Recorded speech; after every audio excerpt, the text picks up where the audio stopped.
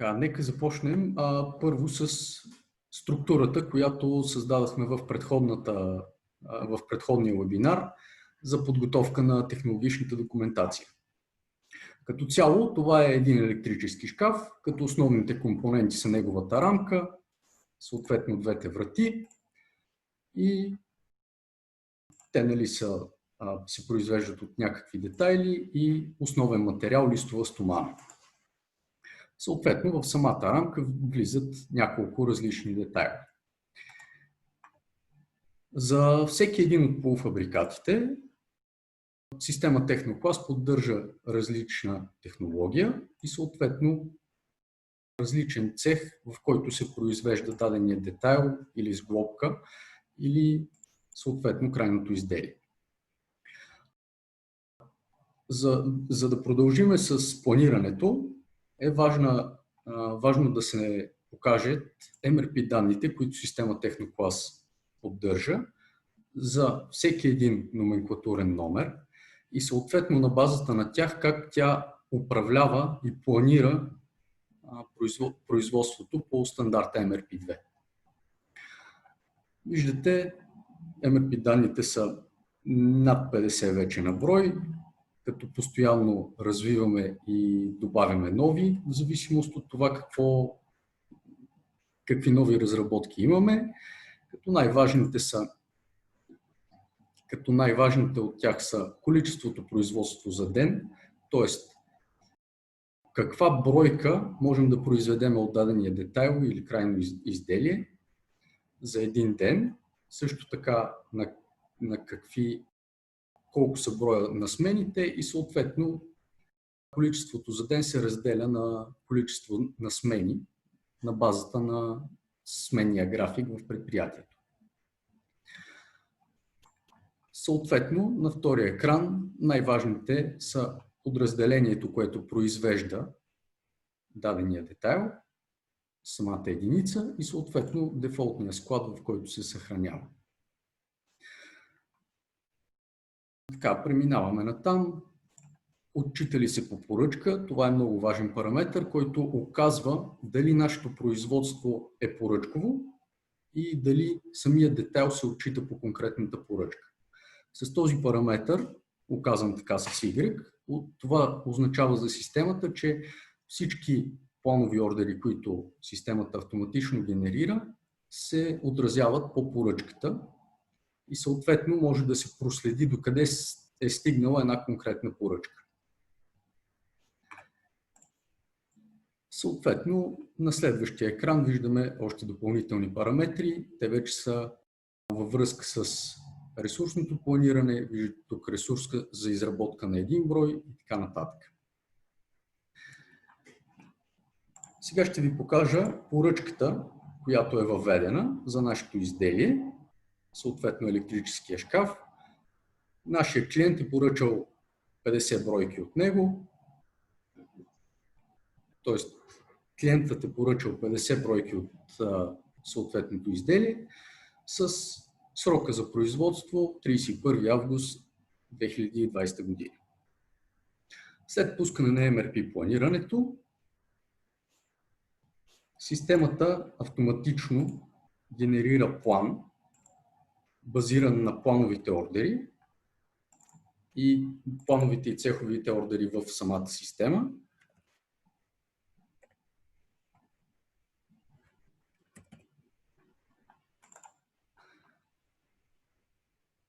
Като се взима предвид естествено складовите наличности от материалите и от детайлите, които влизат в самото изделие. Виждате тук въпросния наш електрически шкаф.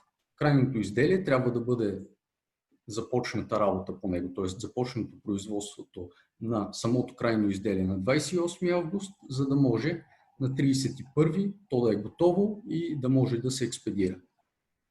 Съответно, всеки полуфабрикат или всеки детайл, който влиза в неговата структура, неговите дати почват малко по-рано от стартовата дата, следващия детайл. Това е така, защото ние първо трябва да произведем детайлите, които влизат в конкретното изделие. и след това да започнем работата по него. Тоест, MRP стандарта се грижи точно за това. Ние да разпределим правилно материалния ресурс и ресурса, който трябва да произведеме. Тоест, времето, което ще ни отнеме за производство на дадена единица производства. Така. Тук в целия списък виждате, че като стигнем най-долу, реално най-рано трябва да започнем ето тези детайли, да ги произвеждаме на 17 август.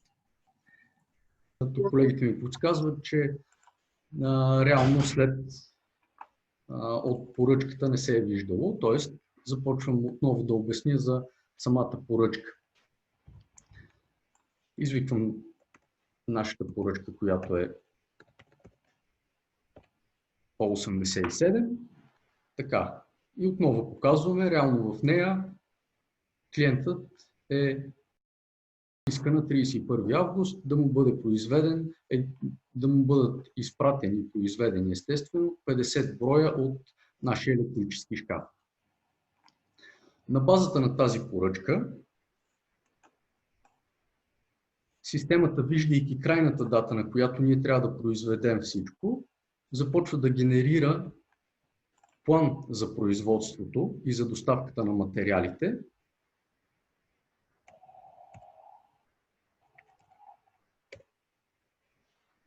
И в един табличен вид той изглежда по този начин.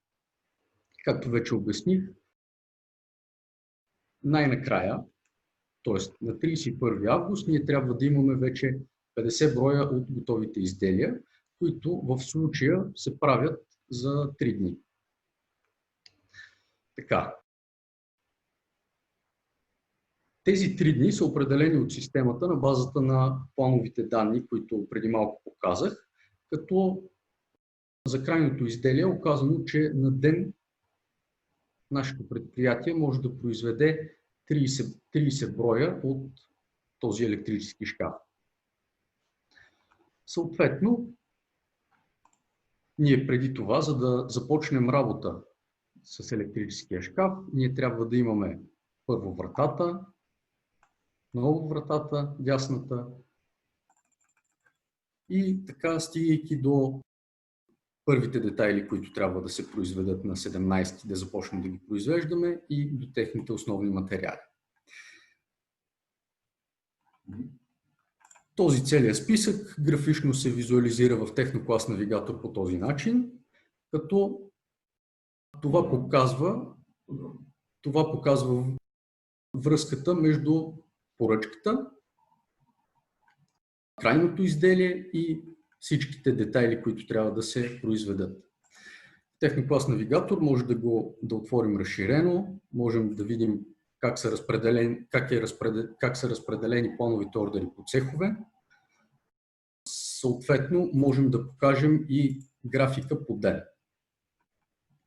Набързичко само да поясня какво виждаме и защо така се разделиха нашите ордери, т.е. нашия график.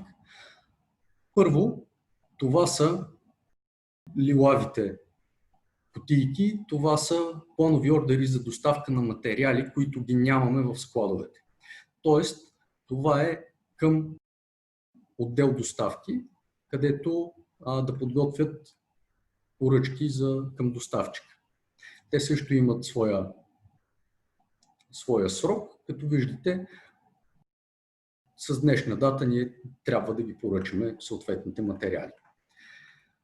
В зелено са материали, които ги имаме на склад и съответно за тях нямаме планов ордер за доставка. Тези зелени кутийки, които са вътре в цеха, това са материали, които вече са преместени към производството.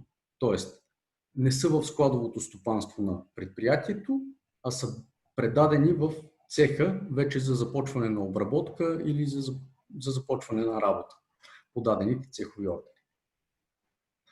Съответно, масата, т.е. по-голямата част от детайли се произвеждат в нашия цех 20 и единствено монтажа, крайния монтаж и опаковката е в цех 31, затова той е отделен.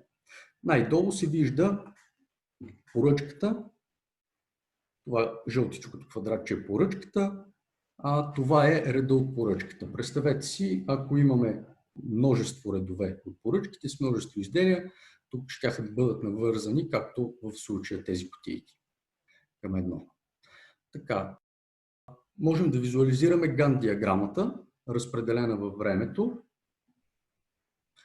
като можем да намалим малко, за да увеличим нашите просто да се виждат по-добре наименованията и съответно номенклатурните номера на изделията, които произвеждаме. Така, в случая виждаме, извинявайте се, не знам дали виждаме това. Така, това е планови ордер за крайното ни изделие, съответно влизат ордерите за вратите, заедно с ордера за рамката и в тях влизат техните детайли, които трябва да са произведени. Ако си спомнете, господин ви обясни за един параметър за застъпване, тук ние го нямаме и затова